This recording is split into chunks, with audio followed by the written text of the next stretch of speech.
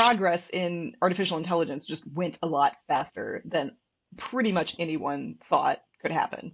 Um, and so everyone was taken by surprise. The people making it were taken by surprise. AI safety people were taken by surprise.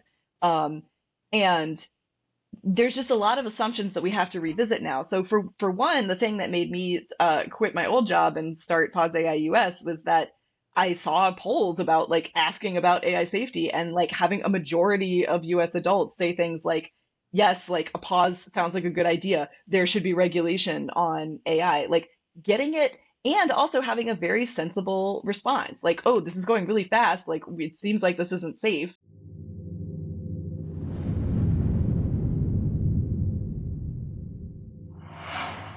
Welcome to For Humanity, an AI safety podcast, episode number 26, Pause AI or We All Die. Holly Elmore interview. I'm John Sherman. Thank you so much for joining me. This is the AI safety podcast for the general public. No tech background required. This show is solely about the threat of human extinction from artificial intelligence. Please like, share, subscribe, and if you can, donate to help promote For Humanity. We here are a growing community of people who see AI risk as the greatest threat to their lives and to their families' futures. We see a threat whose gravity is unmatched in human history. But I do want to begin today, however, with some good news. We talk a lot about P-doom on this show, the percentage chance that we all die from AI. Here is a list of prominent people and their P-dooms. I'll give you a second to look at it. It is honestly pretty breathtaking if you consider the only acceptable extinction risk percentage is way less than 1% and more likely a flat 0. So, I have a somewhat exciting announcement this morning. My personal P-doom. And remember, this is not a scientific number. There is some emotion and other things involved since few of us are actually doing AI frontier research. For most of us, we are just guessing. But I think P-doom is important. It is a clearly understandable general public level tool to help people say, holy shit, I did not realize all of those people think AI is going to kill us. So today, I am changing my personal P-doom. We are moving from an 80% likelihood we all die from AI to 75%. I'm taking 5 points off, and that is a move based in optimism and hope.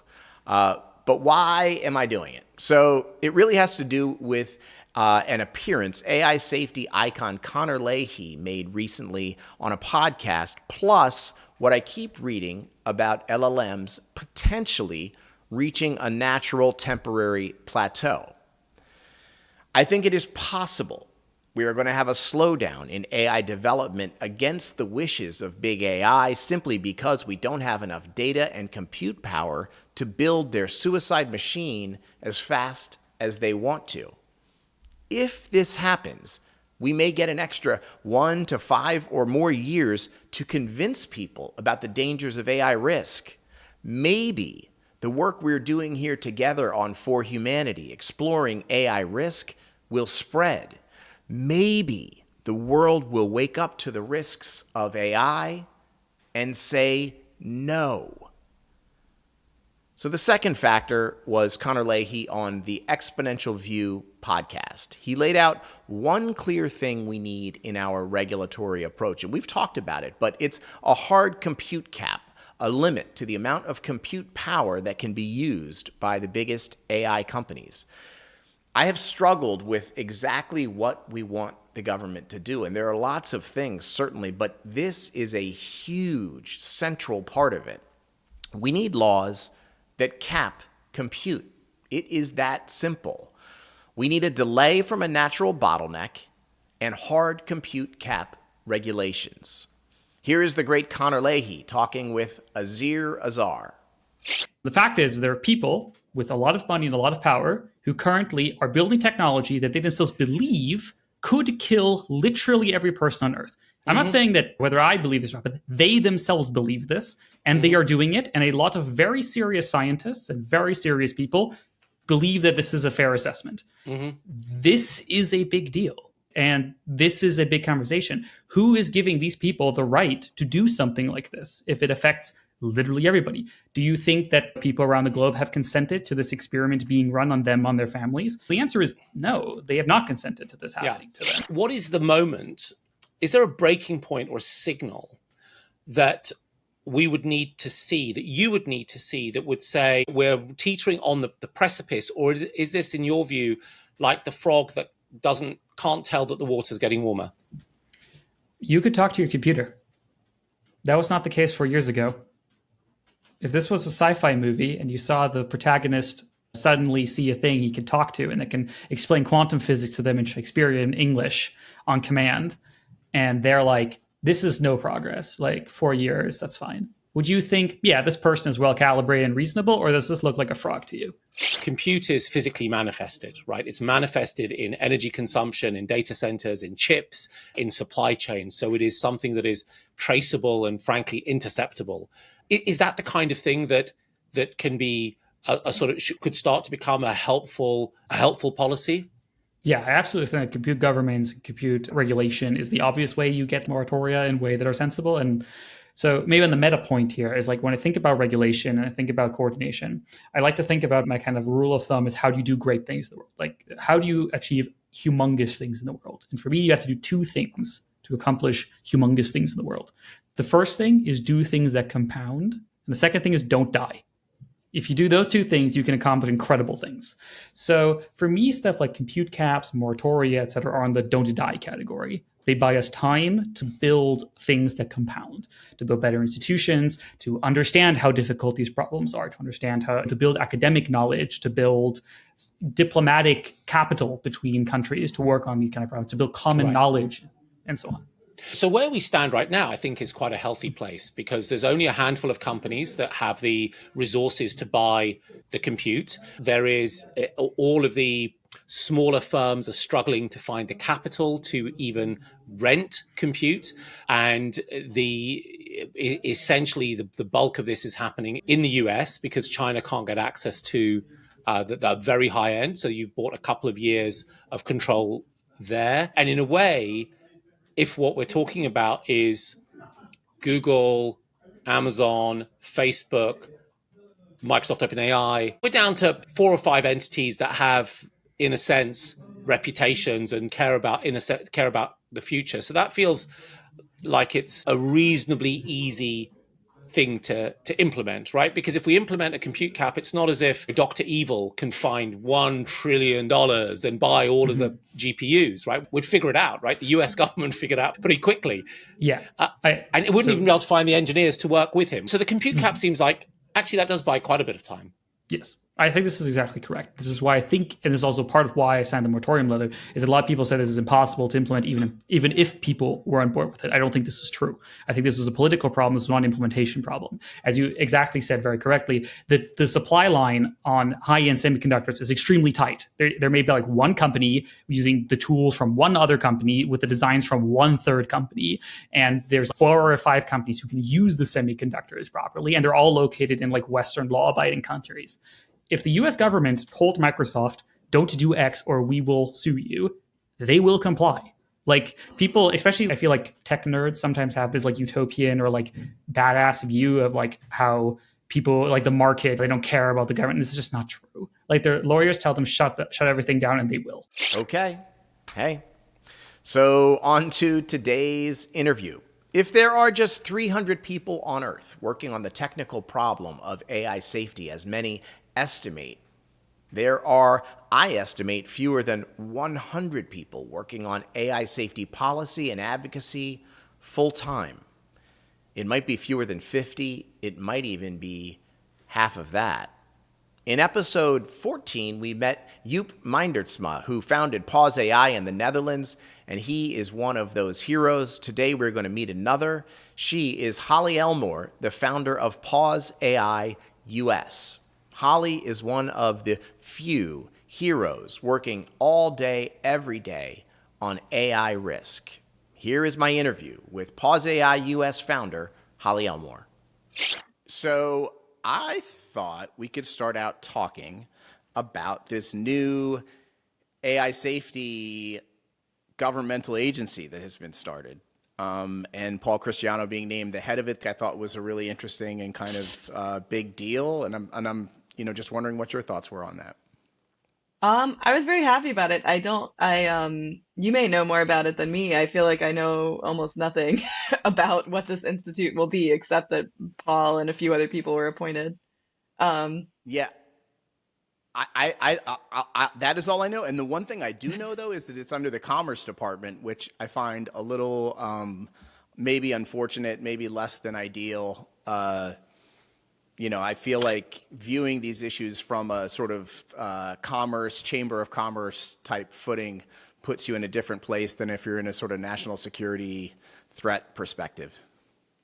Yeah, but Commerce is like the right committee for a lot of the bills that, for instance, Center for AI Policy has been considering. And I don't know how, I can't claim to understand like how having this agency there like nestles with like how legislation is supposed to go, but I think that might be the right decision. So like there's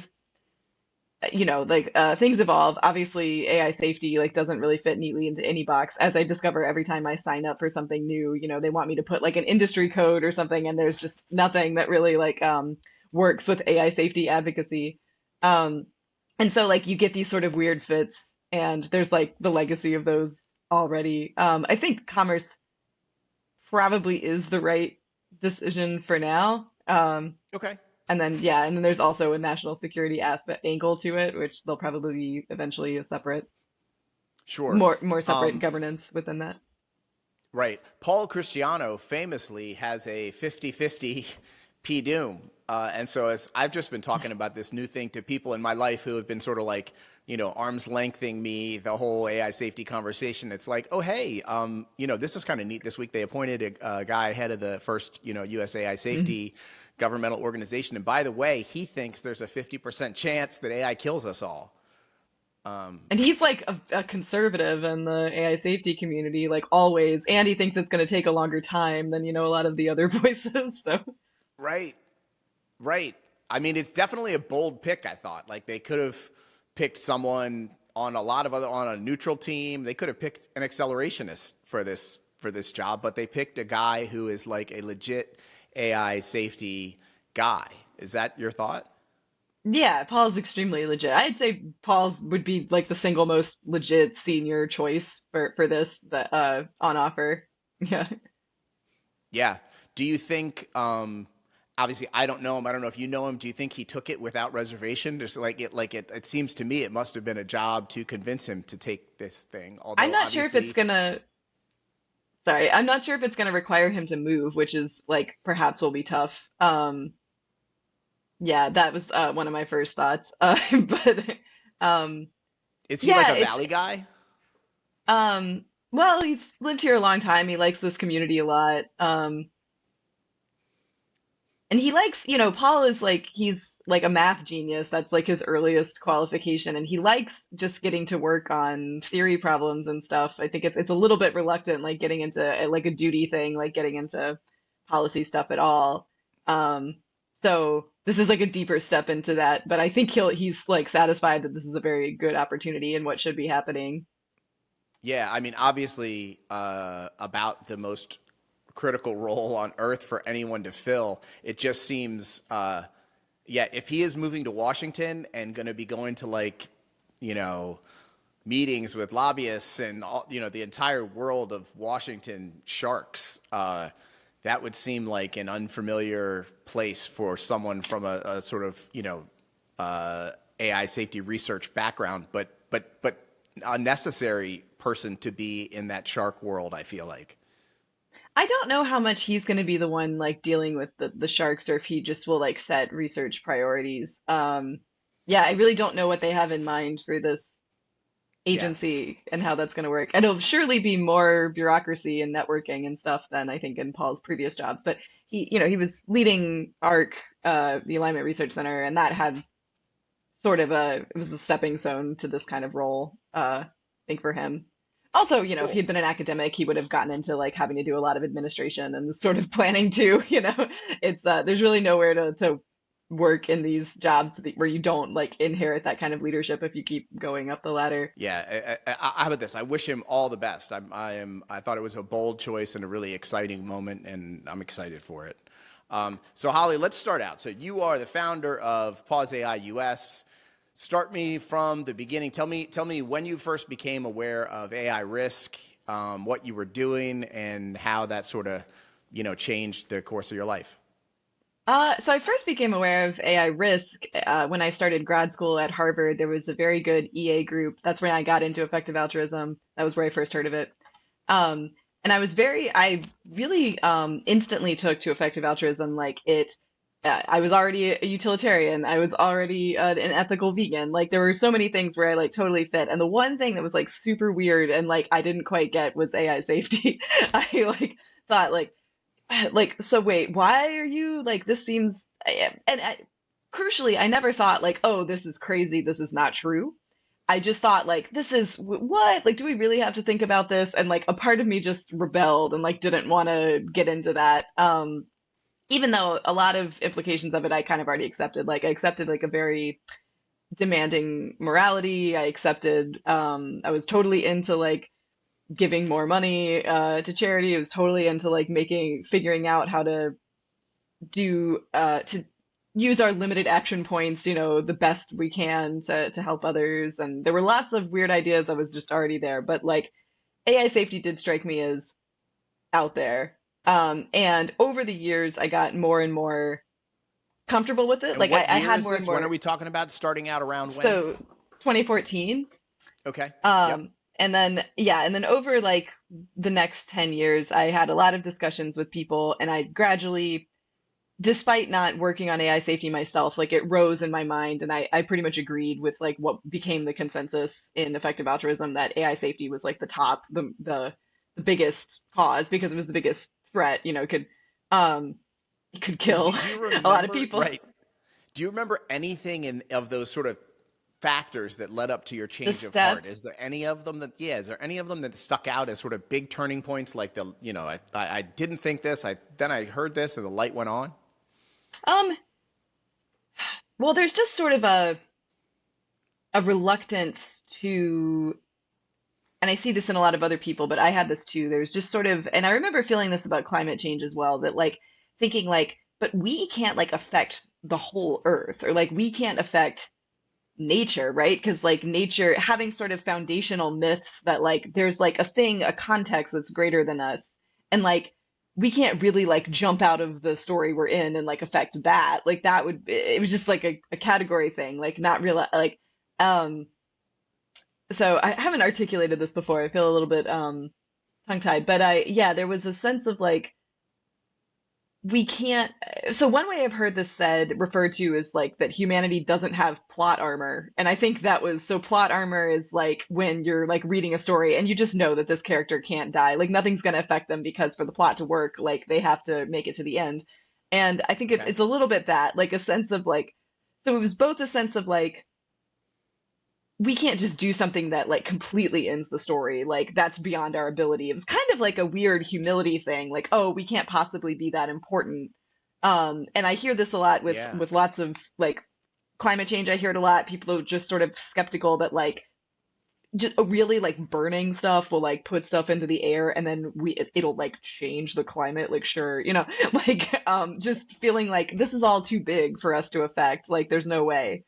And just that Um, every individual, if I'm in my backyard, what does it matter if I spray in my can or lighten my stuff? Like I'm just this big of thing. I can't do anything. So yeah, let's it just just all kind be of this big of things. it's infinitesimal or it goes away. It like goes into this bigger into the environment and it just like disappears and like yeah, a scientific worldview does go a long way to disabusing you of this. Like I think there's like a natural intuition that below a certain threshold like stuff just disappears or doesn't matter, but like if you think in a very like a true like materialism like physical way, then like not necessarily, and Right. depending on like if there's a mechanism for it to affect things, like then there's just mechanisms that keep the world in any kind of homeostasis, and those could be disrupted, and then and you totally could do something that could disrupt society, disrupt the conditions we need to live enough that humans would all die too. It's so important because like before COVID, right? Pandemic was like a word they used on the news, and if you said I need you to put a mask on or not leave your house for a year, people would have laughed in your face. And you know, it's like we have a almost like an experience bias, right? Like if we haven't experienced it, we don't believe it's possible. And this thing we will not have experienced, period, before it happens, whatever happens. Yeah. So yeah, no way. right. Like our experience bias is could be deadly because there's no way we can pre-experience this. True. Yeah. So it just I think in like the bounds of our normal experience, it's like a good enough heuristic to think like, yeah, but like whatever happens to you, it's not the end of the world. But like there are things that could be the end of the world. Right. And I think that's a huge part of this. Like I think it is really hard for people to conceive of the world being different from one moment to the next. But changes really happen so quickly. Like, for example, I kind of want to do this in something about this in the show, so I'm just going to bring it up here. But like, I'm in Baltimore. The Key Bridge is like a mile and a half that way. It's not there anymore. Like in 20 seconds, you know, this piece of the Beltway, 1.7 miles long, fell into the water and it's gone and nobody can drive on it. And like the entire traffic ecosystem of the city is screwed up for years. Like big things can happen quickly that you don't expect. Yes, you know, totally. And then the way that there's so many mental processes that I've been examining in people's reactions to talking about X risk and AI risk. And the way that people also retroactively kind of smooth over what happened, or they think like, oh, I always thought that could happen. Like you're just, there's like a real smoothing function going on, and it's hard to remember how surprised you were, like how you really didn't predict this. It wasn't part of your worldview that this thing could happen.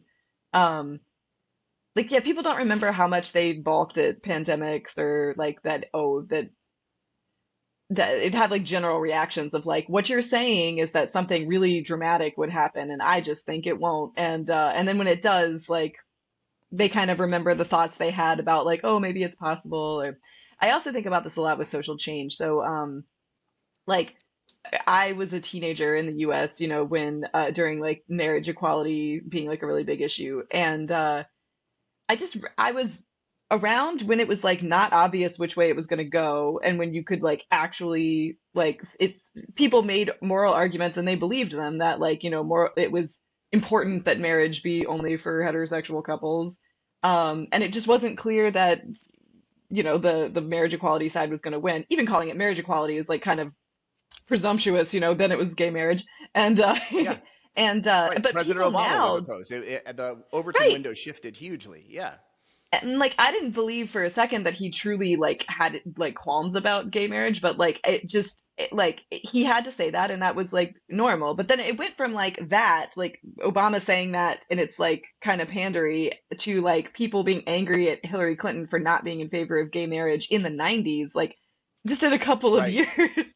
And Right. That is funny. Yeah.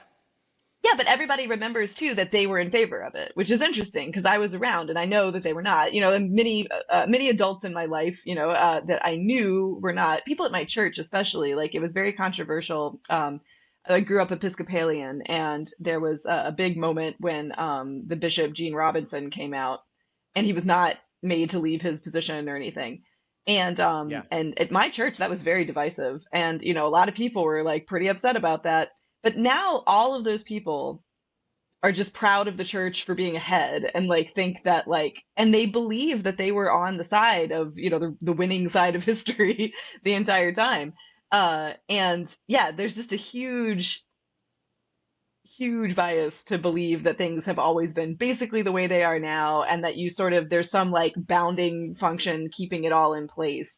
And yeah, you have to have like kind of a deep world model to be confident enough to like know that like, yes, like this has never been disrupted before. This is like a strong enough force that kind of keeps things in equilibrium in my life, but it could, like under the right circumstances, it really could be disrupted.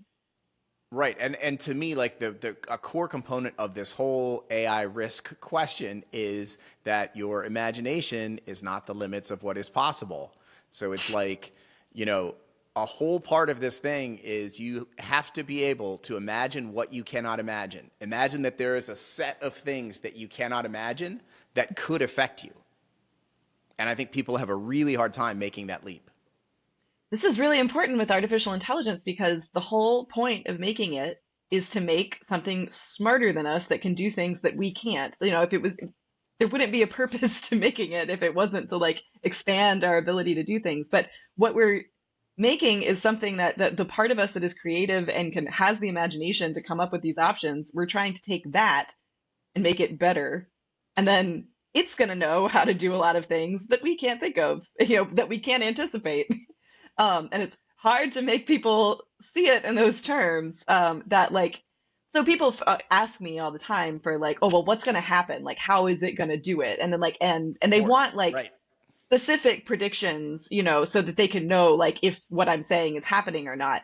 But Yeah. I'm like, I can give you an example, but I don't want you to get anchored on this because actually what we're doing is creating the dangerous thing about what we're doing is creating something that can think of all of these ways to achieve its goals like that and ways that we can't. I mean, literally the reason we're creating it is to be better than us at that kind of task. And so it will outfox us. And this is, you know, why, I mean, incidentally, why I don't have a lot of faith in just coming up with specific countermeasures because I just don't think that we can. I mean, the only way that we could do that is have like one AI give us countermeasures to another AI. And I don't trust that plan. I don't feel good about it. No. We're going to all be asleep and they're going to be like, hey, psst, Yeah. let's team up. And then we're done. Yeah, I don't feel good at all about the good AI watching the bad AI. That seems ridiculous. No, and it just there's so many problems with this idea, and I can't believe like but this is just OpenAI's plan, like is to have you know they call them like AI researchers, that like AI researchers, um, and they think that the important thing is like finding like doing this sort of in sequence so that there's like a bridge between like humans and then like the next smarter AI and then a smarter AI and then a smarter AI. And they're thinking in terms of like um you know like IQ or something. Like you know like if the 150 AI is you know like is training up the 200 IQ AI and then like you know and then it'll just Right. go It's like this that and there'll be a baton chain pass from of, humans. Right. But like I don't, for instance, really understand like if the point is that the AIs will be able to like train each other and because humans can't keep up, you know, and they can't be the ones to like check what a more powerful AI is doing, then like why? How do we not just get an intelligence explosion? Like that was like one of the failure modes that from early AI safety days people were talking about. Like, you know, we're just like this AI is competing against this AI, and they just like and like what is aligning? What keeps them aligned to humans? Like, I don't really understand. nothing. Nobody's. I mean, Yeah. I don't know. I mean, Zero. OpenAI has some plan for this, but I don't know it. Like nobody has told it to me yet. I think the Hey, best answer I Holly, get. it's a super plan. It's super alignment. They're gonna superly align everything, and it's gonna be fine. Just in a couple of years. Yeah, and you just and they really play like not only in like their public communications, but just like the people I know who work at OpenAI, like you kind of use the rhetoric of like they play on that bias we have, like that we feel dumb if we like think something too drastic or like, oh, you really thought that like something special or weird would happen? Like that's embarrassing. Like they kind of are like they make you feel like, oh, like what like we know what we're doing, you know, and like we are the ones who are you the ML expert? No, you know, and so like we got it. And like what it's really about is you know, this paradigm that we just came up with, and and is our whole entire plan for protecting humanity from our products.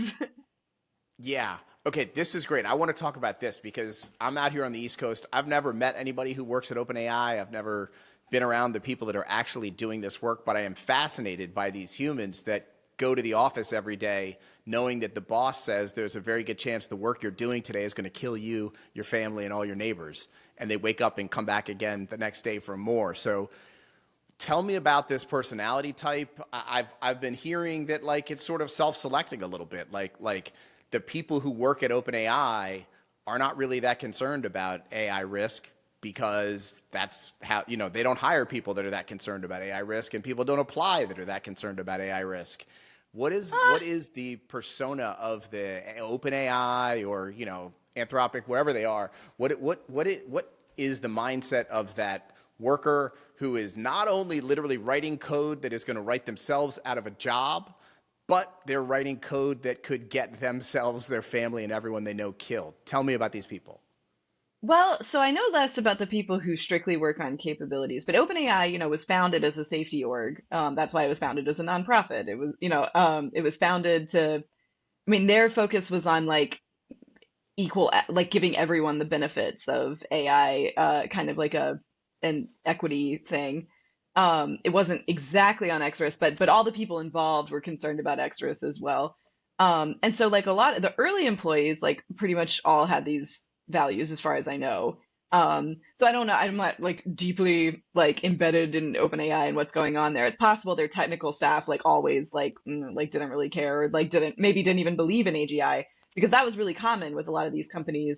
And even until recently, like at Google, like I would hear that like most people were just kind of humoring Demis. Like they didn't really believe in that AGI was possible. They just liked doing their ML job, and like they're just like, well, these founders, like they have their crazy ideas that like propel Right. them. Right. And so it's possible that like the technical staff like the majority of people working at OpenAI, the technical staff, like thought something like that before. Um, but the people I know mainly are people on the safety team. So there's like multiple teams at OpenAI that are more dedicated to safety. I think there's one called safety, there's one called like preparedness, and then there's other there's interpretability, which is like largely considered a safety thing. Um, Yeah. so I know those people, and they all think like, yeah, like the org is like moving, like going full steam ahead, but like it's really important for me to be there to like try to affect what I can from within, and like make them have a little bit more of a safety focus. And then also some of them kind of believe what like Sam Altman says, which is like, and I think it's my understanding that Sam Altman like really believes this, or he like pushes this in like a spiritual way, that like this is the next step in humanity. Like this is the next great adventure, is to make this technology, and someone is going to make it. It's like our Pardon me, destiny but for. who the fuck said he's the guy to do it right now? He Like thinks he'd be the best. I think that's what it is. Like, he thinks like, right yeah, it's now, it's got to dangerous. happen right now. Got to happen. Well, somebody else is going to do it. There's all of this hope that, it's like it's inevitable. Like it's the next step in the tech tree, basically. Like if he doesn't do it, somebody else is going to do it. And like he really has like what it takes to do it. I think that this is, I don't want to like put too much, this is my psychologizing of I like Sam, it though. based, Yeah. but like, but yeah, so I think a lot of people who are safety motivated also kind of believe something like this, like it's somebody's going to do it, so like we have to do a Manhattan Project type thing, and we have to get there first, and we have to do it right. And like, and for until at least the board ouster thing, like people really thought that like OpenAI was more responsible, and they are more responsible than some companies. They're more responsible than Meta and Mistral, but like, and they have developed techniques which are impressive. Actually, Paul Cristiano came up with when he was at OpenAI, came up with the technique that they now RLHF, use right? for, Yeah. yes. So that's reinforcement learning by human feedback. And that, I mean, I think I'm impressed with where we are with these models. I think it's a lot safer than we might have feared, or than was feared in the past. Like in the early AI safety writing, like in the very earliest AI safety writing, people are talking about programming AIs, like, and now we have this totally different paradigm where like the code you write is for how to train the AI in this like natural selection like process, gradient descent. And Yeah. but like interestingly, like what's come out of that is that you get something like so what Eliezer called coherent extrapolated volition. So like that was like an idea for like how an AI could get our values, even though we don't know how to specify our values. So there's like, I don't know how technical you want to get, but anyway, CEV was this like idea that it could, by watching us, it could like try to like Honestly, find that the makes thing. sense to me. If you said to me, like, have humans write down on a piece of paper what our values are, or you said, I'm going to take a super smart AI system, have it observe humans, and then report back what the actual value systems is, I would think B would be a much more solid Right. So way to go. that's CEV, and that is kind of what we have given the way that ML models are trained. Like it's not we don't I don't think we've done enough work on this to like be confident in it, but like so actually we've ended up in a place, and it's like arguable that like OpenAI kind of led the way in choosing paradigms to work on that seem safer for this. So like I think many people there and like the leadership like do care about safety and like always have. And so there's, I think, even though now there's a lot of more questionable choices, going on, I think it's easy for people to kind of believe that they're still doing the safe thing, or that their motivation is the same as it was before, even now that they're like the most valuable company in the world, and they kind of have to, they want to stay ahead of this race, and there's a lot of other things going on than there were originally. Like I think it's easy for them to be like, well, look at our track record, or like look at, I wouldn't be in this job if I didn't care about safety, or um Are so they I think that's what's scared? going on with Like them. on a daily basis, are they scared? Are they afraid of what they're doing, or are they just sort of like working, just like Well, we're working on a software thing? Or are they? Is it like really? Do they like? I think the people that were working on the Manhattan Project were probably scared shitless every day coming to work, knowing what they were doing, knowing the gravity of what they were doing. Is that the vibe over there, or is it just we could be I'm making not, a new app? I think sometimes you get a sense, and I just get a sense from the ones that I know from like their Twitter posts and stuff, that they got like really freaked out that day. Because they'll say things like, so Rune is this like anonymous web presence that works at OpenAI, and he'll just occasionally post a bunch of like cope about how like nothing matters, and like it seems like that's kind of how he today he was freaked out, and he's like, this is how he's coping. But at other times, so like in the last year, what I've seen the most from the people that I know at OpenAI is them just kind of become more like generally nihilistic, and adopt this attitude of, and this is a small sample, but like a generally adopt this attitude of like, the public doesn't know what they're talking about. The safety people don't know what they're talking about. We are the real experts. It's not that deep. It's not a big deal. Like, like we've got it. And If you're not like in the room, if you're not working on the specific thing, you don't understand. You couldn't possibly understand. yeah. And ML people generally, that's a thing that they say. Like they're very cliquish, and they like mostly respect people who like, I've heard that this is a thing at DeepMind, that because like Demis is an RL guy, and and they're doing ML, and so they're like, oh, he doesn't really know. Like this is like it's very like cliquish and hierarchical in these circles. So like yeah, there's a lot of like, I think it's easy for them to believe that like these people, like they don't really get it. Like they're not really smart. They don't understand. And the people who are really smart are here working at OpenAI, and like so like if they're not worried, then I'm not worried. And I think that's very easy to fall into if you're Right. worried, or you're So this is something that really surprised me as I, in the last year, sort of, immersed myself in this world, is that this debate about the future of 8 billion people is taking place in this very tiny community. And I've wondered the whole time why. And it has occurred to me lately, and I've been finding out that I think the people on all sides of this debate kind of intend it that way. It's like, there is a desire to have this debate stay within the technically qualified community, despite the fact it has impacts on everyone.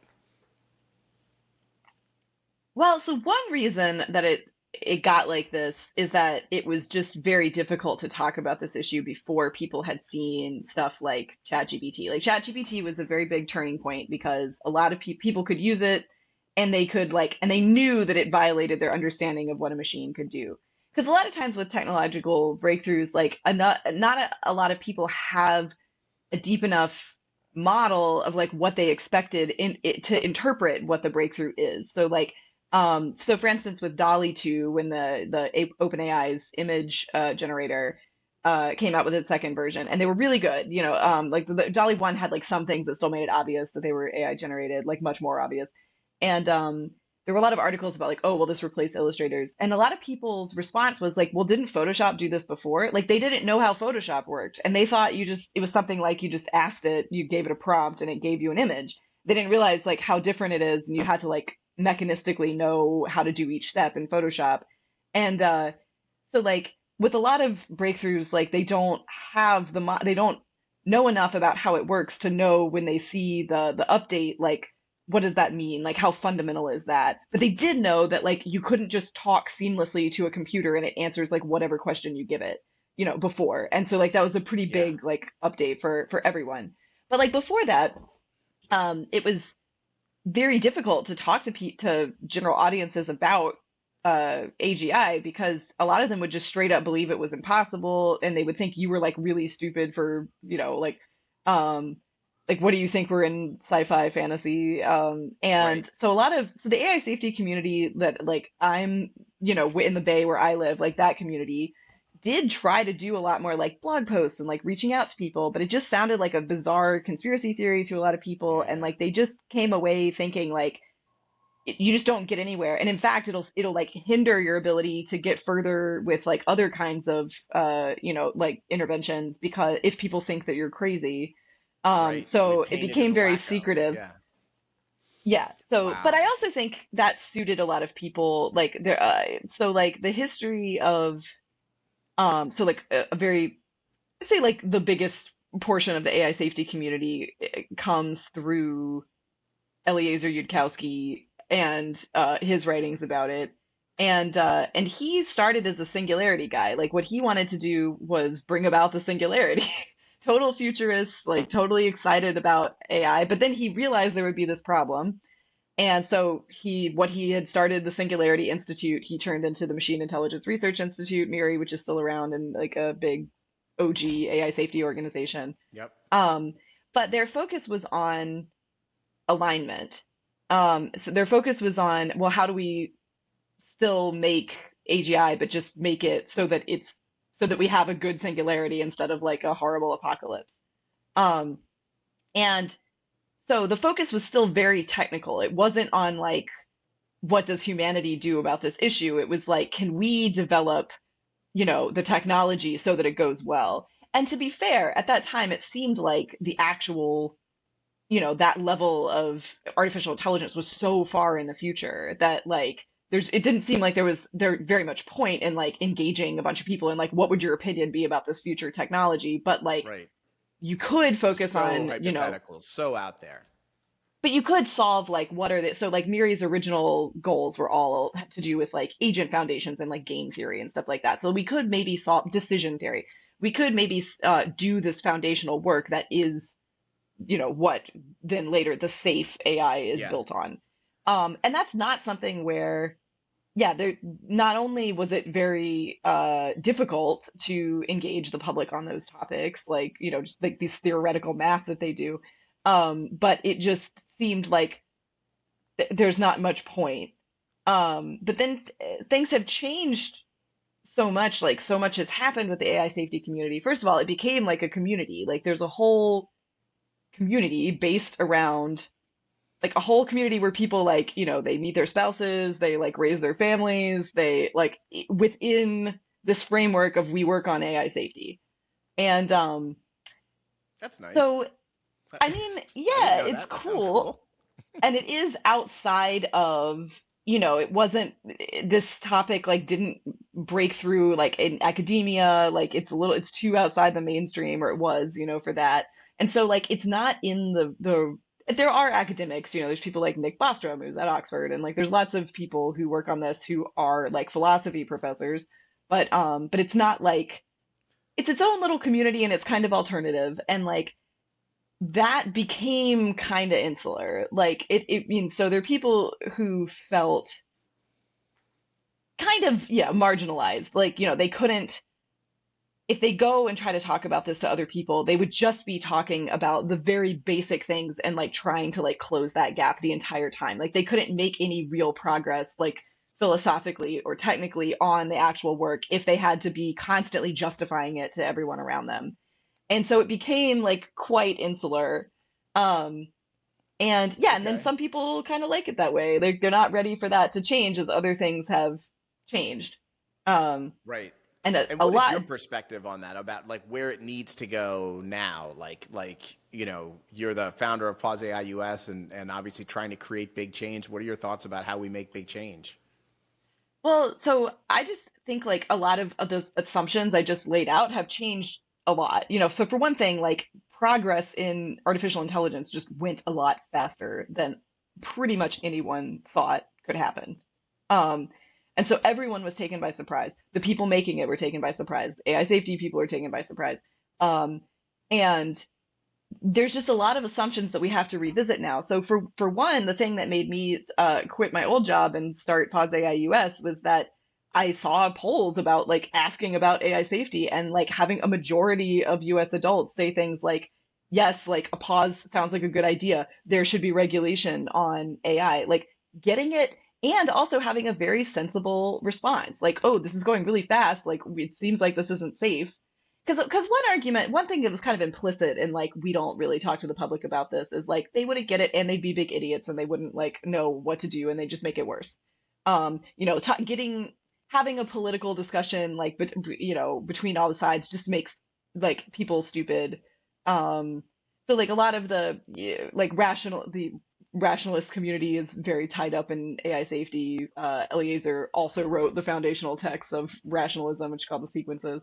Um, and there's an emphasis on really try like actually trying is a phrase that's used a lot to like have true beliefs, and things that like make it hard to have true beliefs are like having being part of a tribe and being in an argument and having a side where you have to win instead of just like just if something seems like a bad argument, just like letting it go and like picking up the Right. better one even if that means the other person won.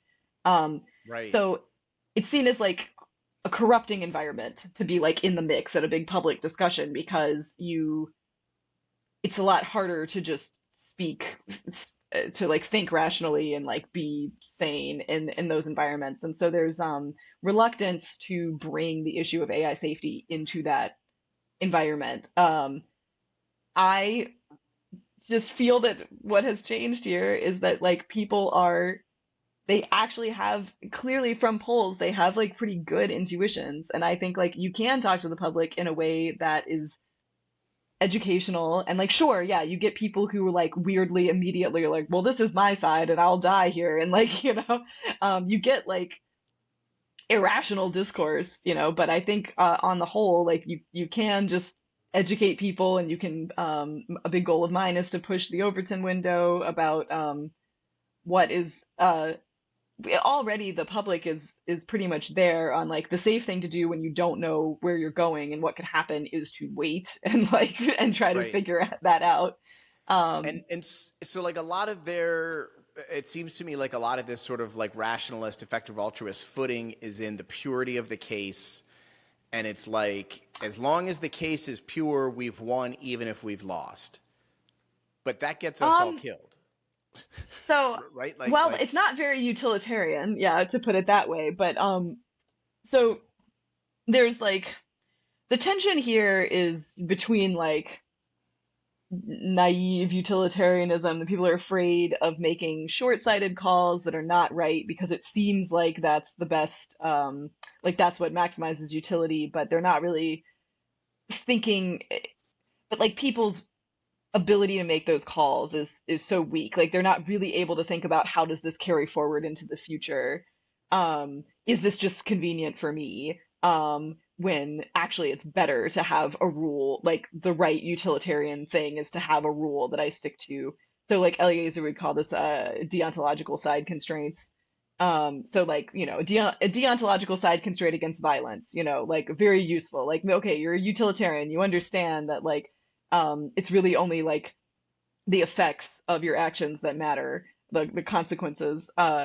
that matter. And so you could think like, oh, well, I run my calculation now and it seems like the effects of, using violence are better than the effects of not using them. But like, you're not, like, society can't work that way. Probably you'll be uncreative if it's too easy for you to reach for violence. Okay. You'll be untrustworthy, to others. So like, there's very good reason to follow a deontological side constraint against violence. But there's just like, so like, some people would extend this to the purity of the case, as you put it. Like if you at all like open your reasoning up to these other influences, like, oh, if I could make a case that sounded just a little bit stronger, and like maybe it's like arguably it's like kind of accurate, but like, or oh, I'm only like changing the wording of my case because people can't understand the original wording, but like maybe I'm changing it in a way that's like slightly favorable to me, and I'm like losing in the moment. And so I'm losing touch with the truth. And there's this idea that like knowing the real important truth is going to be very difficult.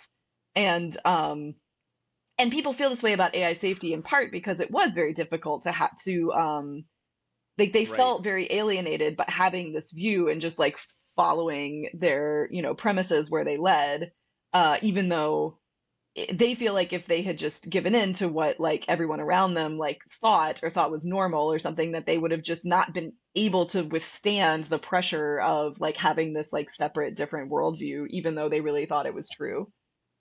But how would they bake in sort of the history of change in the world? Like nothing big has ever changed without common people understanding and engaging with it. Like I think they would I, disagree with that. that I that think they like a would. big major social. What would they point to? Is there an example of Well, some yeah, I major can tell social you. change that?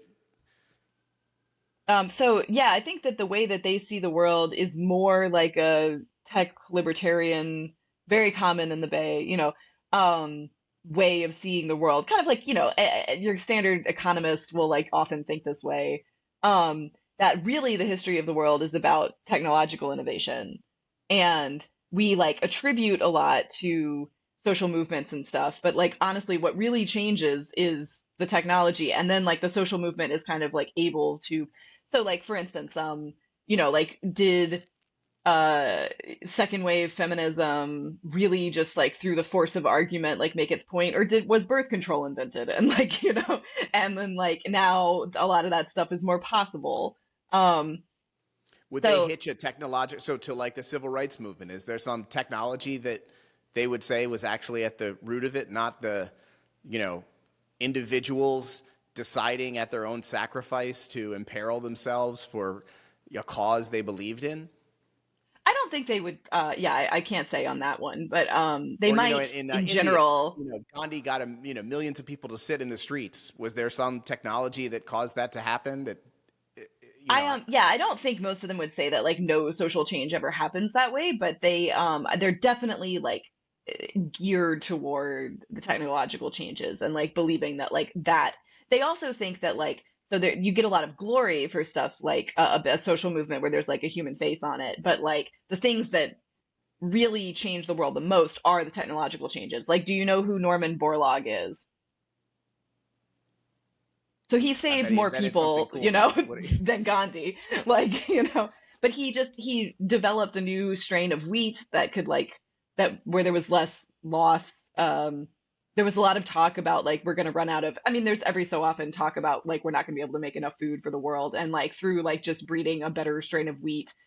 One thing was that it was short, and so it wouldn't like fall over when it like got heavy, and but that saved like I mean the number of people it saved is like still in counting. It's like it's like half a billion or a Okay. billion, and it's so like that's so yeah, so like that's like ineffective altruism. That's like a very big emphasis is like you really look at what actually saves the lives, and like yeah, maybe that's not like what our human minds are like geared toward thinking in terms of like sort of battles between, even if it's like a peaceful like civil disobedience kind of Yeah. battle, like um between people and between and like a conflict thing, but actually if you can just figure out how to like change subtle things in the world and like make things fit better together, you can affect a lot more lives. So So so let's go. I'm sorry. Finish point. go ahead. I was just going to say, like, let's go all the way to the end, right? Let's just say, I think it's a pretty safe assumption that if, all life on Earth ends, it will be technology that was at the cause, whether it is a nuclear war, whether it is AI, whether it is some future technology we're not aware of yet, that the most likely cause of the end of life on Earth is technology. And so I think you could then, in reverse, make an argument that every single technological improvement was a step on that road and is actually not, good, that all of it is bad, as all of it is a step closer to the edge of the cliff. I think that this is a confused notion, like the idea that technology is like one thing or like one category, and we're gonna figure out that like it's good or bad. Like I prefer to think of it as like pieces of technology are like things that make things happen, and so like that just could just be anything. I have a blog post on this called the technology bucket error if people are interested. But Nice. yeah, so like there's sort of a problem in, especially like last year around this time, there was a lot of like just public like hand wringing about this, like, but technology is good, like, or like people feeling like betrayed by the people who were interested in pause as a solution because like, are you like Luddites, are you against technology? And I just thought Right. like, well, that's silly. I'm like against like doing like tech that causes harm. Like it's not just one thing, Um, like there's obviously technology that is, so for instance, like most people don't, when they're talking this way, include weapons in technology because they're like, oh, well, that's like trying to be bad. But like, okay, but it's also a technology, like, and those are they're technology that is like for causing harm.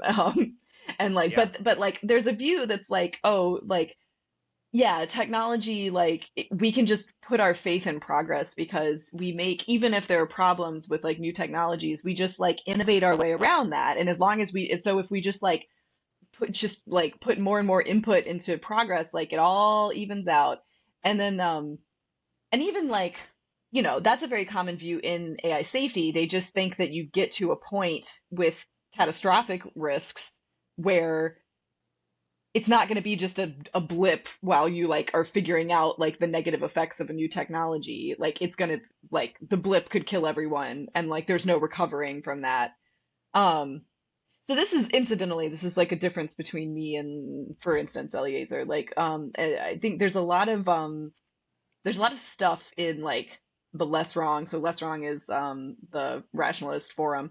There's a lot of stuff in the rationalist account of AI safety, like what's going to go wrong, that I think includes like a lot of unstated assumptions. And one of the unstated assumptions is that it wouldn't be okay to intervene in AI just because it was super disruptive to the world. Like it has to be that there's a risk of extinction because it's kind of a libertarian philosophy, like, and so if it was just that everyone was going to lose their jobs and society would be in chaos, that wouldn't be a good enough reason to regulate or try to interfere with the creation of AI because it would eventually What fix itself, I mean, what world is that? Like we have entire government agencies that deal with jobs in the most like minute ways, dealing with like minutia and just like, like government is set up to preserve, protect, promote, create jobs.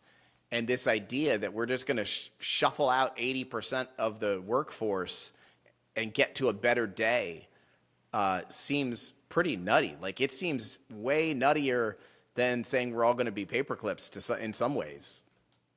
um I mean, so what I would get in response to that usually is like, well, would you have like, it sounds like you would have said that the Industrial Revolution shouldn't happen. Like, I don't Yeah, I mean, I wouldn't have it happen in a month. know. Yeah, but I mean, and I think like honestly, okay, I just think that it can just be a little more complicated here. It can be that like it was really, really bad for the people going through the like the people the on whose backs the Industrial Revolution happened really suffered a lot. And I think that they should have advocated for themselves, and that's good. And it would have been good if they had been able to advocate more for themselves.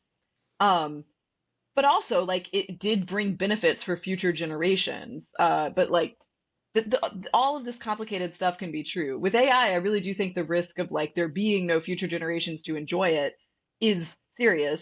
But I also don't think that like I also think that still, like, even if I didn't think everyone was going to go extinct, which by the way, I don't think it's like, I don't think that's like a guarantee. I'm worried about all of the problems that could happen with AI, and I'm worried about the possibility of the worst outcomes.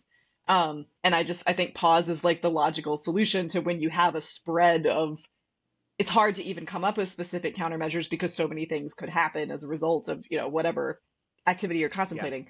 But I just like I still think that people, even if it were just that a lot of people would lose their jobs, like I think it's good and it's right that people advocate for themselves and their interests in this, and like not just be like, well, like that's progress, like whatever, I guess I'll just be a casualty of that. Like I think I kind of think it's part of like true progress that people advocate for themselves. Like we wouldn't be where we are today without that either. It's not just the story of new tech being invented. It's like also that people, like advance their own causes.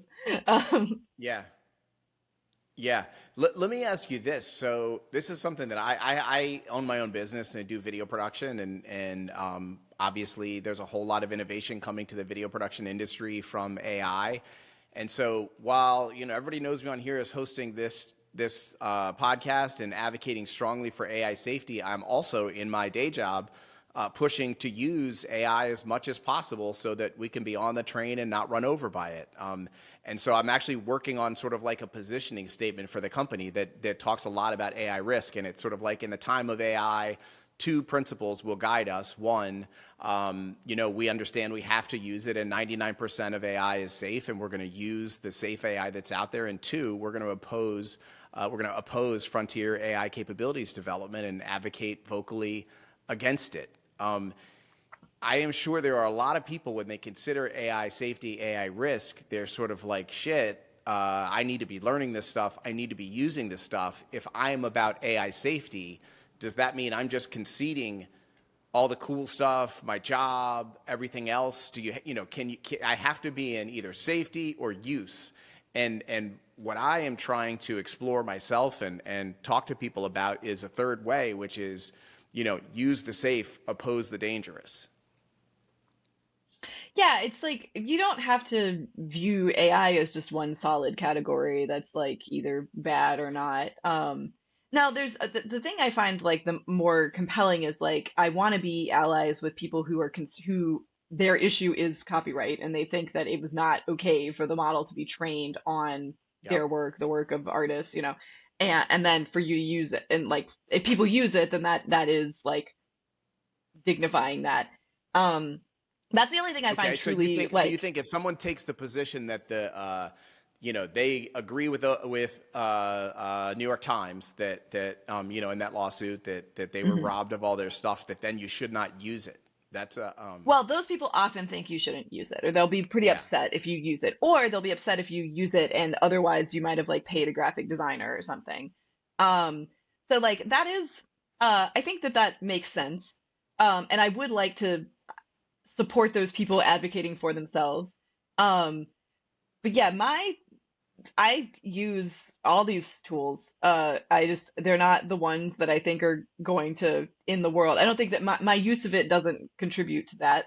It might Right. contribute to like so I don't pay for them, but I know people who do, because they're useful, and I Yep. don't want to enrich these companies. Like that does seem like hanky to me.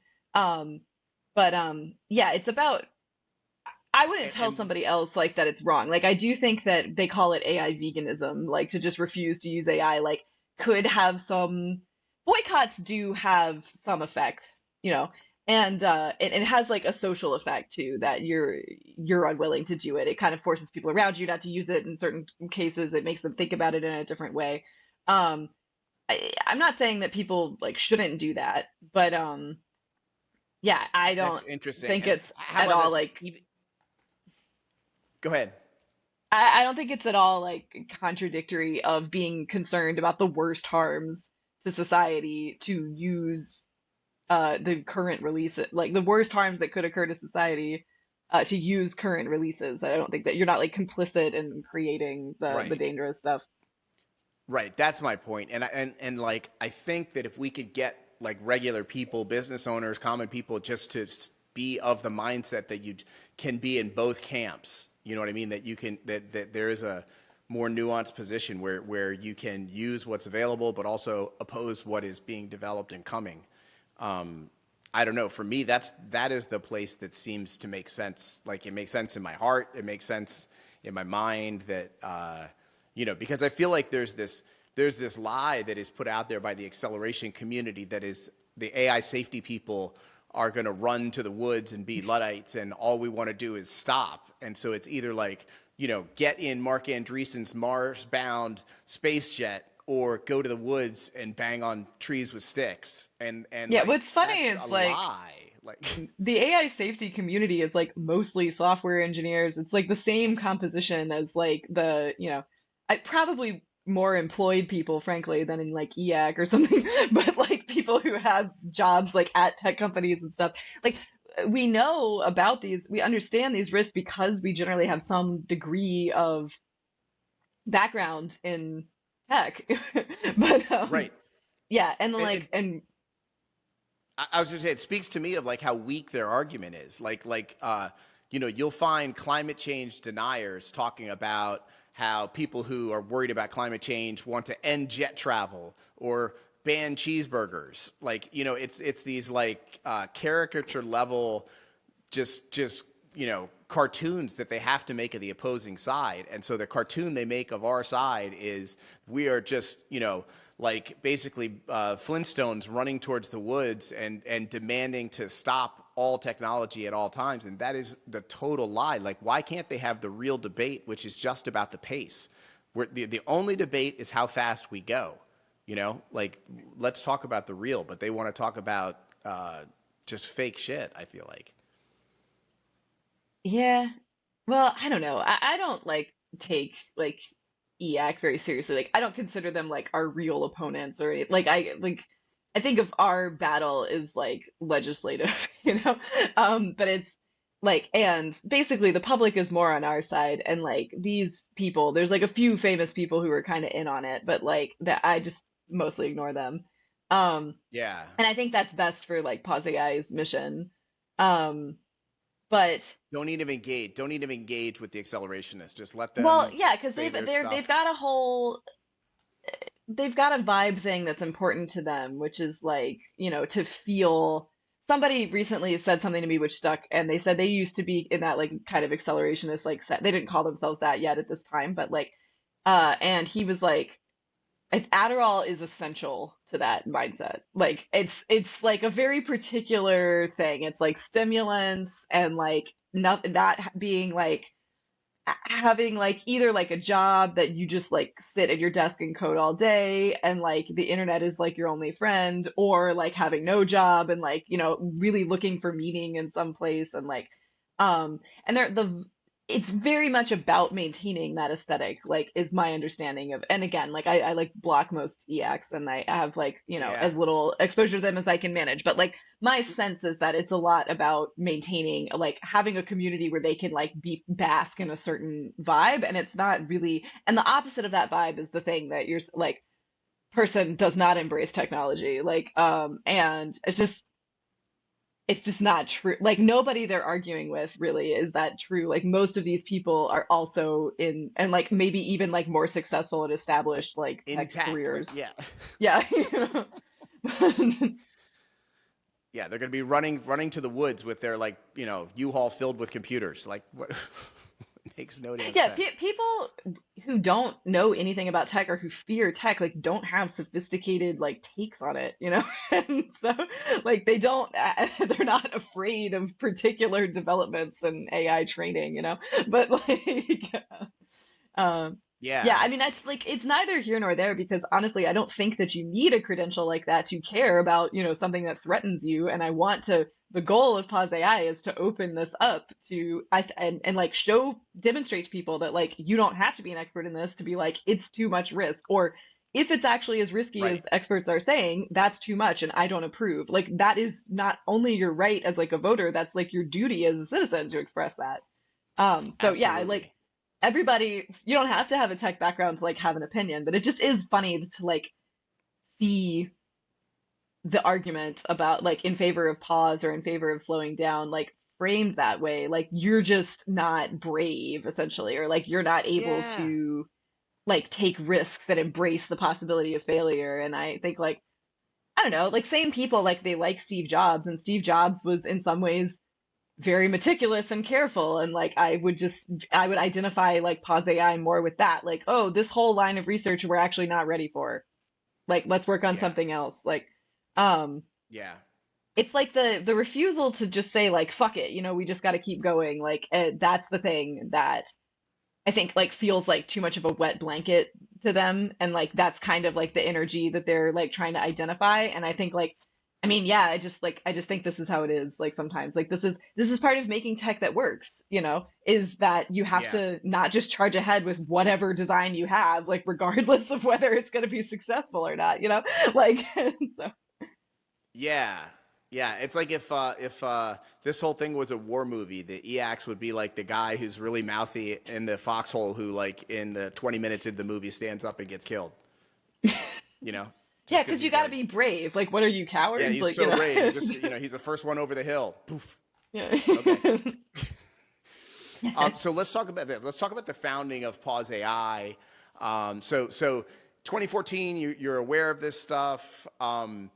Obviously, ChatGPT happened when it did. When did you sort of get the idea that I'm going to devote my life to this, that I'm going to form an organization? Tell me about how that all came together. So I had a different job. I was working in a think tank on animal stuff. And my background is in I have a PhD in evolutionary biology that I was getting while I was doing the EA organizing at Harvard.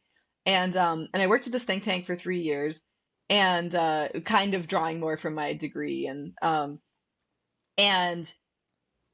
mean, I wasn't like totally happy with that job for various reasons. I felt like I had sort of reached what I could do with that like field I was working on, but like I would have just switched into something else with them. I wasn't thinking of changing careers at all. But the FLI pause letter came out, so they asking for the 6 month pause, and then there were these polls after that, like about like how do people feel about pause, how do people feel about regulation of AI, and they just showed like just not what I was like led to believe, you would see, like that always like I was told the reason that the AI safety community didn't do outreach was that people don't get it, they're not prepared for it, and they're going to react negatively. And that is just not what these polls were showing. It was showing like majority agreement with like what I thought was a totally reasonable position. I was very in favor of the pause position. Eliezer Yudkowsky wrote an article in Time after the pause letter in support of it, but being more extreme and saying like the pause just can't end. It can't be like only 6 months. It like this is. Yes. I'm thinking now that there is no alignment solution. Like this is the only way, Right. to protect everyone. That letter, And that his letter in Time was my doorway into this whole world. I was just like la la la, yeah, living my life. Read that one thing, and my whole life changed. well, it's very similar for me. Because so I had been like I'd known like what Eliezer's work for a long time, and I'd like would see Eliezer and like talk to him sometimes, and I had just even like the previous year, like I had been very okay. So the previous year, Miri released this post, and it was on April Fool's Day, so nobody like knew how to take it, but and it was like Miri's new research agenda dying with dignity, and it was like basically an announcement that Right. they had given up. They did not think that alignment was going to be solved. And the best thing they would just, so like dignity points would come from like doing something, just trying something, but it wasn't going to work, and you got to do it anyway, even though it's not going to work. And to say like that people were depressed in response to this would be like such an understatement. Like I saw him either right before or after the publication of that, and like he and like everyone who had been at this conference, like that I wasn't at, but I was, in the same area anyway, like, and they had clearly all just like come to the conclusion at that conference that like we're fucked and like this is it. And they were so upset and like so hopeless. And then like, but I still was like kind of confused because it just seemed like he wasn't willing to try anything different. I was like, why don't we like try like other strategies? And so this whole time I had thought like because the only option, in the AI safety community like that was given was that like you had technical work to work on AI safety. There wasn't like something that I didn't have the background, so I thought like, okay, I just am like helping the world in a different way. Like I don't have the chops to, even though I did think this was like the biggest cause, like I think there's lots of ways to do good, and I was doing something different. But then like so anyway, he writes uh this piece and something was just like unlocked for me because I guess part of me was kind of still skeptical of a lot of Eliezer's arguments and like of the community's arguments because it didn't seem like they really believe and I wouldn't have been able to express this before, but it didn't seem like they really believed them because the solution had to be their thing. It had to be the thing that leads to the singularity. It had to be like and it just something about it felt like too self-serving. And to see Eliezer be like I think the solution is this thing that is like naturally abhorrent to me, which is like a government like solution. And like that we have to do this to save everyone's lives. Like it just I was like, oh, he really believes it. And then I was like very aware of like what he believes and I like trust his judgment a lot. And like it just kind of like unleashed everything. like yeah. What was And that after like that I thought emotionally? Like in those moments when you're like realizing that like this thing that's like maybe a thing is like, oh shit, like this is a real thing. We might all just die because of this. I've been having that realization in very slow motion for a very long time. And I've only cried about it one time, and it was seeing the polls. And Wow. there was so like, but I haven't cried about like factory farming in many, many years. Like it's if I feel the same relationship to, I guess like I am sort of used to like holding the world's tragedy like in my heart and like not I have sort of a weary relationship with it. Like I don't like I see people who are sort of newer to the possibility and I see like they're like I like envy their emotional expression about it because like it would be nice to like be that whole that feels fun and to just be like, wow, this is horrible. This is like sad for the world. Like there's this it's a joke, but have you ever seen Philomena Kunk? She's like a fake like BBC journalist character that this Okay. comedian does, and she like interviews Okay. real experts, and she's interviewing like a guy who does like a nuclear nonproliferation expert, and he says, "Oh no, you're confused. Like there still are nuclear weapons today." And then like she just starts crying and like, but like that's like the kind of like pure energy. Like that's the right reaction. Honestly, it's weird that we don't like have those reactions. It is Yeah, I weird, cried one and time. wow, that's super interesting. I wonder about that sometimes, right? Because it's sort of like if we're trying to say to everyone, every living thing on Earth could die, in the next 2 to 10 years because of work that's being done in labs in San Francisco, you would think that the messenger of that message would be like, oh my God, I need to grab your throat, like throwing themselves in front of traffic, strapping themselves to bridges. I don't know what the hell. Like there is a disconnect between we're all going to really fucking die and, I'm trying to convince you of this thing in a reasonably smart world in a reasonable way. Like, do you know what I'm saying? Like how Yeah, do we but get actually, around? the truth Please. is that people who like, and I know this by a couple of issues, the truth is that like what actually happens when you're like around a horrible truth like that all the time is it's people just you're like you can't live in that level of emotion and there's not even You're the right. option for me like it's just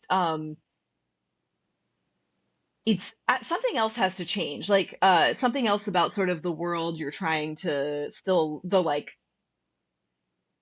you're still trying to live in a world that doesn't understand this and like doesn't believe it and doesn't feel the same way as you and it's like in order to be able to live in that world you sort of can't be fully over in the like the way that, that you can't like integrate those two worlds, and sort of like your feeling of like this isn't how it's supposed to be, and like this is so devastating and stuff is kind of over in the world that everybody else believes in, and then like so you can only have like so much understanding of this other world at the same time. And I know this from also, other issues like where not everyone agrees, and like my almost my whole life, like since I was a very little kid, I've been this way about animals and factory farming, and just not everyone, truly not everyone believes that this is a problem. Most people don't. They kind of think it's a problem. Like you can't live in the world where this is an intolerable crisis all the time, even though it is. Like you just sort of have to. People eat meat Right. around me all the time. I don't even notice. Like if I was really keeping to heart like how I think the world should be, like I would react differently to that. But I honestly don't. Um, yeah, but I totally think you're right about the missing mood. Like, I think people, they think that if you did believe this, you would act in a certain way, and they don't see that. And that's like a really big missing component, which is why I hold protests. Just something like to fill in, like, if this is such a big deal, why aren't people in the streets? Like, okay, well, like, we'll Right. go to the streets. Right. Right. So let's talk about the protests. I know protest is a big part of what Pause is about. Um, what are your thoughts on how it's going, where it could go, how effective it is as a tool? Um, Well, protests are a lot harder than I expected, and for different reasons. So I don't, events are hard, in the first place, but that's like surmountable. Um, so the AI safety community, such as it was like before 2023, really does not like protests or like kind of left coded activism stuff. They're really uncomfortable with it, and so much more than I thought they would be. I mean, I just saw it as like this is another tool that we can use. Like, why wouldn't we? Um, and they are more effective in some ways than I expected them to be. That okay, so my protests have been pretty small, in part because people who really understand the issue of AI safety and just tech people in general, like people in this area, like who are going to be interested in the cause, like tend to not like protesting. Really hard to get them to come out. Yeah. And I have to do a lot of things to make them comfortable. And so I have small protests, but they get insane media attention for their size. So like the last protest I did, it was at OpenAI. There were 35 protesters. There were 7 people from the media there. A lot. Nice. Um, Yeah. there was the documentary crew and then 4 reporters that showed up. So like that was great. That's awesome. And Yeah. for 35 people, which is really not very much. But yeah, I'm trying new stuff to just like lower the bar for participation and get different kind of groups going. I have a lot of issues with like just the traditional AI safety community versus who else would join. I think what I really want is more just people from all walks of life, like a cross section of the world is like what I would like at the Yes. protests. Yeah. But if you're gonna have, if the bulk of my people are from AI safety, like they want it done a certain way, they're extremely cagey about having like their face and their like imprimatur on any words they don't agree with or don't understand, or we have to have extremely long discussions to explain like how this works, like why did I, how like protests work, in part. So that's all been like a lot of work, and it's kind of hard to like thread the needle to like personally decide like how much am I doing a thing that like is sort of includes outreach within tech.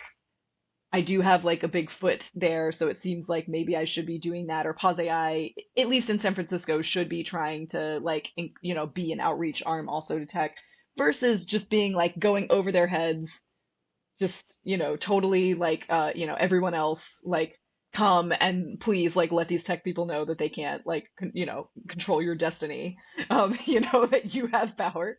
um so yeah, that's something of attention. Yeah, Yeah. the I was just going to say, is it? Do you have any idea whether you are impacting the people inside the buildings at all? Like when you go do a protest at OpenAI, is the goal to get on the news, get in the paper, and interest new people? Yeah. Is it to shame and concern the people in the building? Both? I mean, it's both, but it's like it's secondary, the effect on the employees. Because well, like OpenAI like told the employees not to come out and like and mostly they didn't. And so like the first protest I did at sorry, this has gotten blurry. Let me see if this fixes it. Yeah. Um, so the first protest I did at Meta, we spoke to a lot of employees and we handed out like the first 2 pages of a paper about like the problems with open sourcing and and we actually had like a lot of good conversations with them. And we, handed out flyers to a lot of passersby and stuff. And we had a lot of engagement like that. At OpenAI, it's a little bit tucked away. Like it's not like a thoroughfare where lots of people are passing. And yeah, and they didn't have any employees come out. So I don't know how much it affected them. I think many of them were like unaware that it was happening, but we did have some kind of like concerned faces, over like windows. And I think a lot of, especially the technical staff, like just don't know that people like disapprove of OpenAI, and like that would be upsetting to them to learn. Like they Wow.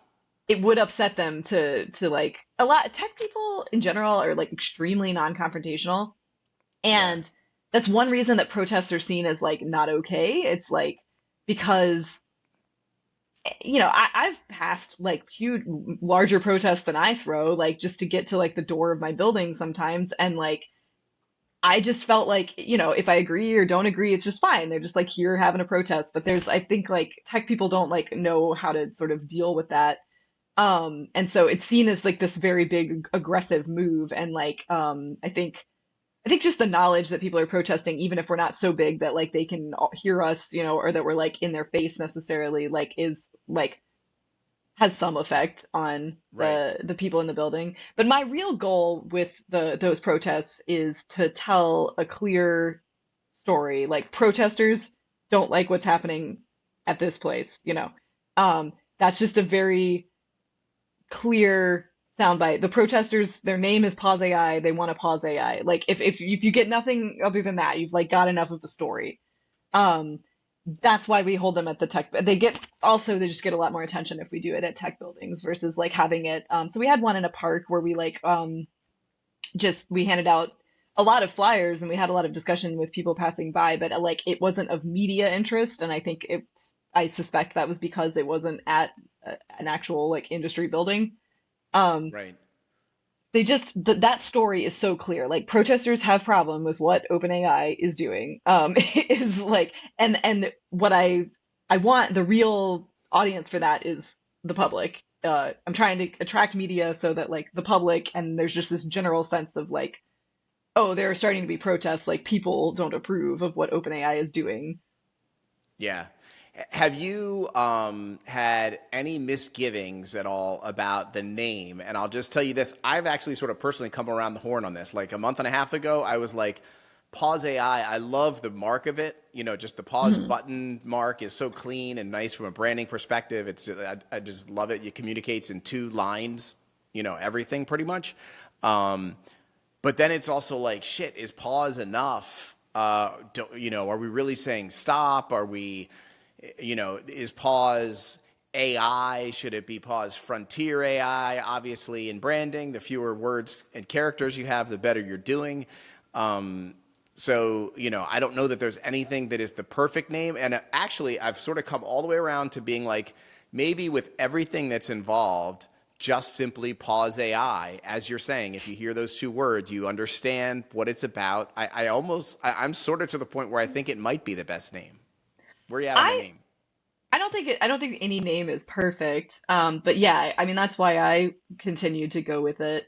Um, it was my favorite. It was immediately I was using Pause AI, and like Youth was also like convergently using Pause AI. It was just kind of an obvious thing after like the pause letter, like but to like style it that way. Um, Yeah. and yeah, like a pause doesn't have to be a short pause. So definitely like the pause letter, and then this debate that I was part of on the EA forum that Scott Alexander wrote about, like that framed like what the meanings of the different words were in a lot of people's minds. Like actually, when Scott wrote his review of the whole thing, he like gave it to me to look over, and I told him to put me in the stop column based on what I am asking for. But I call it pause, and like, and my entry was just like pause, pause, pause, pause, pause. Like, I called it pause. But like, but he kind of gave people the idea that of a pause had to be short, and like that was what made. And then like Eliezer kind of like went that way too. Like, I before I like tried to get people to use the pause emoji in their Twitter handles, I like tried to get like some big people to do it at the same time in like a coordinated fashion, before we announced it. And I tried to get Eliezer, and in the end, he was like via someone else, like, but they like emailed me like saying what he had said about it, that it like seems temporary, and like we need to communicate that we need like at least 50 years. And I was like, well, it sounds like you're talking about your stop being temporary, which I don't know, but yeah. Right. But yeah, he didn't like the dynamics of like putting the emoji in the handle. But then after I did just say like everyone put, if you're into pause, put pause in your handle, he started doing stop.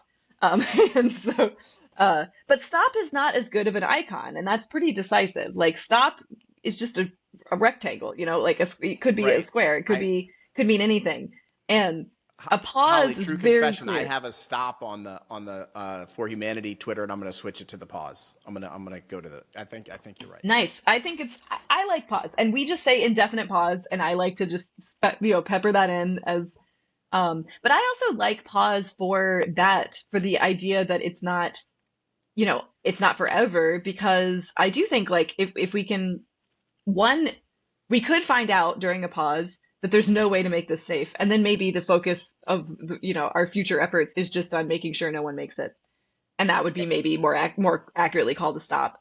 But I think Yep. it's very likely that we would just find a way to do it safely with enough time, and then we would lift it, and then we would get the benefits, and then like our future civilization would flourish, Like I think that's a very likely outcome, and I'd be very happy for that to happen, So yeah, Yeah. I think that pause sort of keeps that in a very, very short package. Like it covers a lot of ground. Like no, it doesn't have to be forever,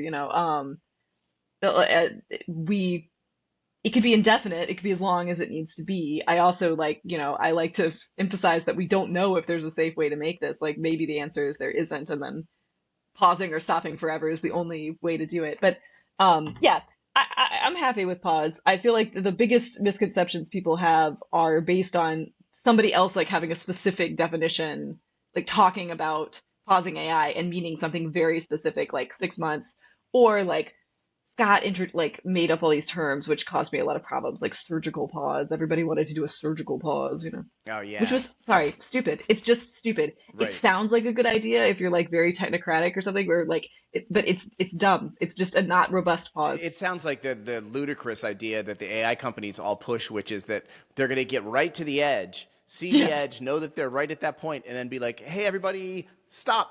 And everyone's just going to stop all at the same time on the same moment. Oh, on the then same they'll day, and we're all stop. gonna be Yeah, safe. Yeah, because of it's course. clear It'll that it's just be one dangerous. email. Yeah, stop Yeah. stop it now. They'll do it. Yeah. Oh, we never All talked right. about like the infrastructure by which they would stop or anything. No, it just, but that would just, it's like just some people are just like, but okay, I want to know the solution to this optimization problem, and I want to know exactly what the optimal stopping time is. And to me, that's the only question, like not my ability to stop, nothing, not anything else about like, okay, we're stopping so that like, there's just How so about many like things. Like, but verification of stopping? Like if OpenAI calls up Google and says, "Hey guys, stop." How everyone's really just going to fully stop because their no, competing it was company just ludicrously nuts. unrealistic. And I mean, I think it pretty transparently what was driving that conversation was like, do we have to think about this now or not? And like, I'm coming up with some way where we don't have to think about it now. I'm sorry, that's uncharitable, but it's just like, yeah, when you like think about how would you actually realize stopping later, and why would you want to stop with no margin? Like that's not a serious plan.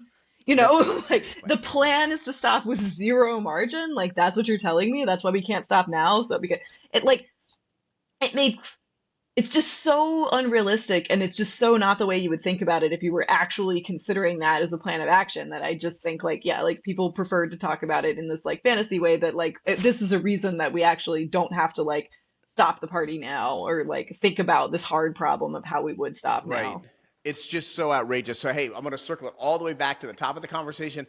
I hope in my dream world, Paul Cristiano will get to a microphone and be like, what their plan is bullshit.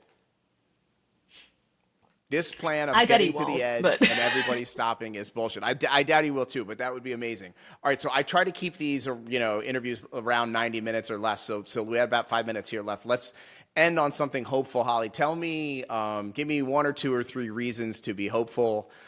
Cool things you guys are working on, fun things, interesting things that are coming in the future. What gives you hope?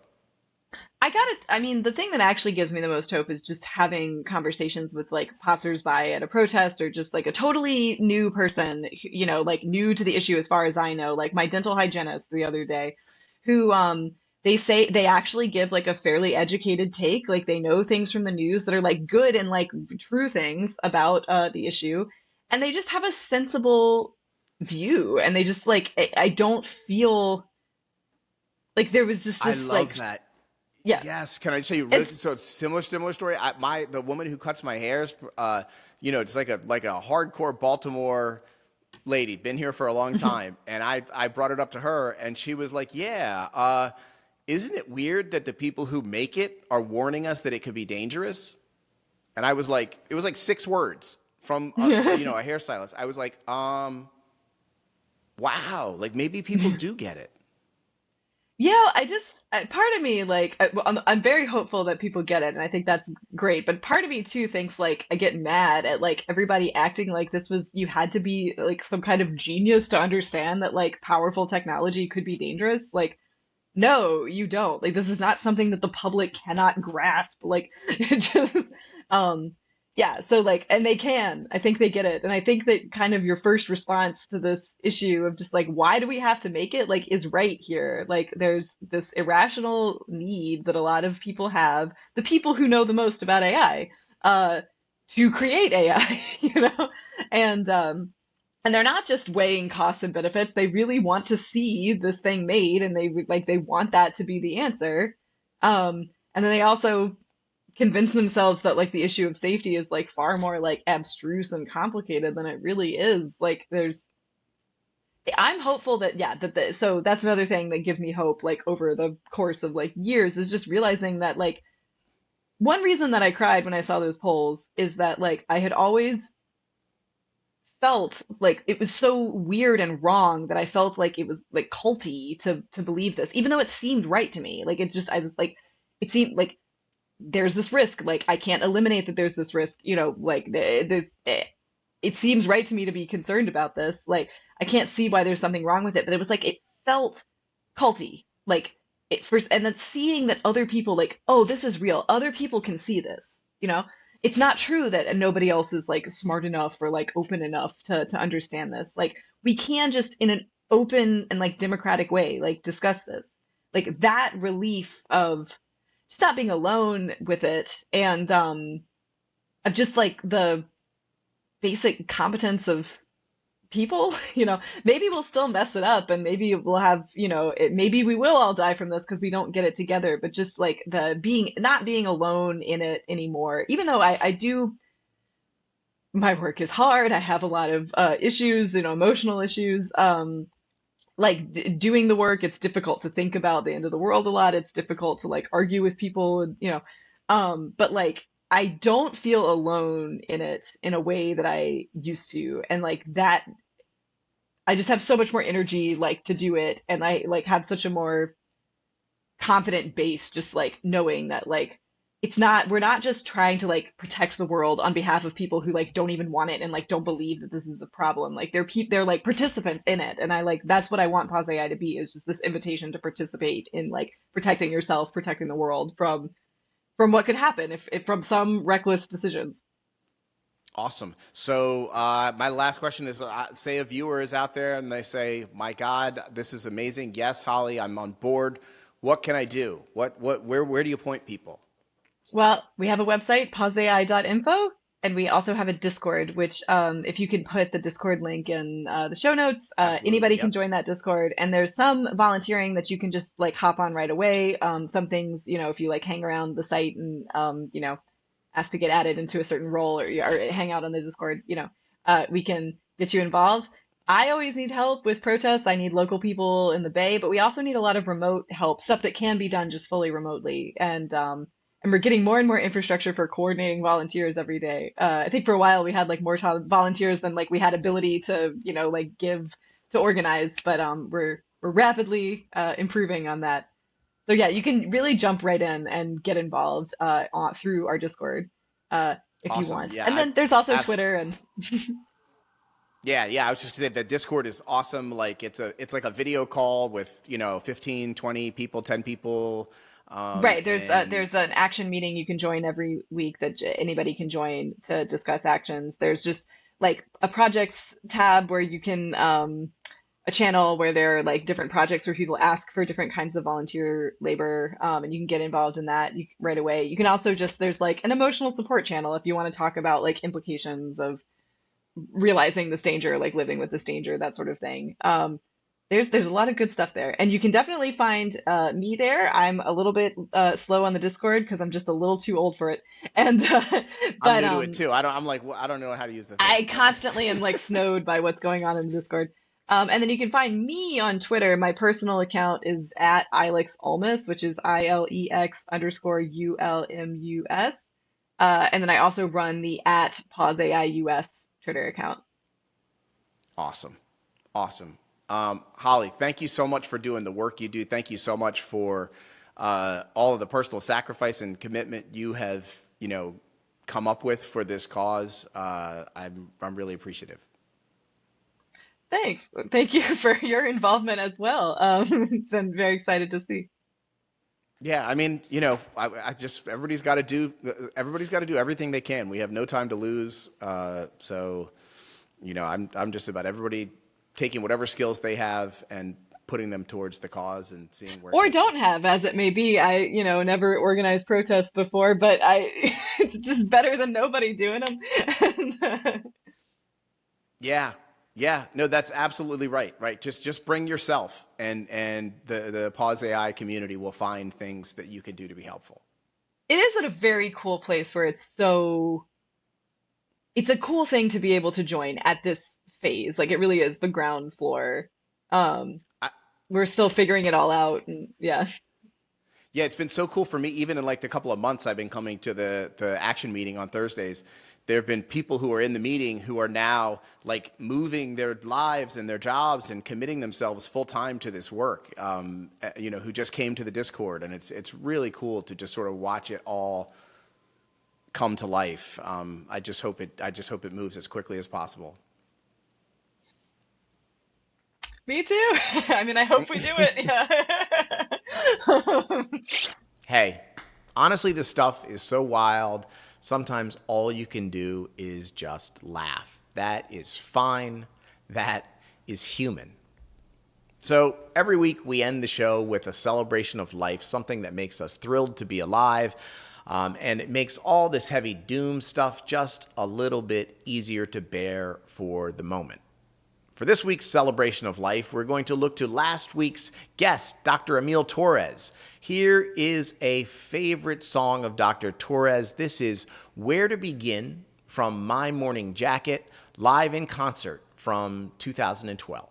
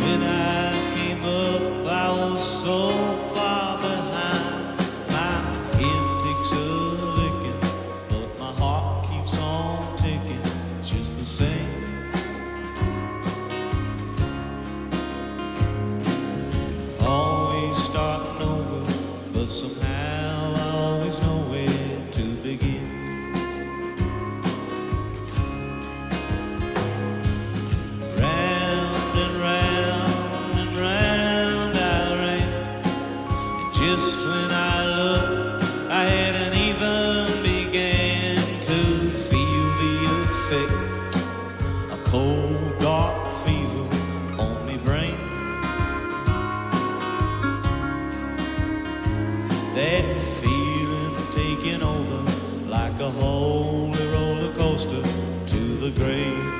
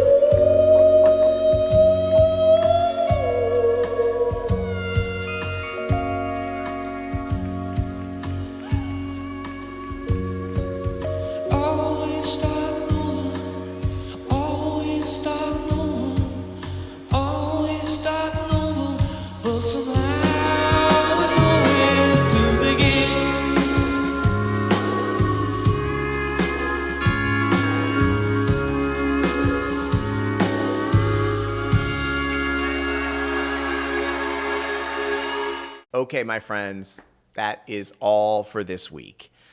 AI risk is not someone else's problem. It is yours and it is mine. In the words of the late, great Margaret Mead, never doubt that a small group of thoughtful, committed citizens can change the world.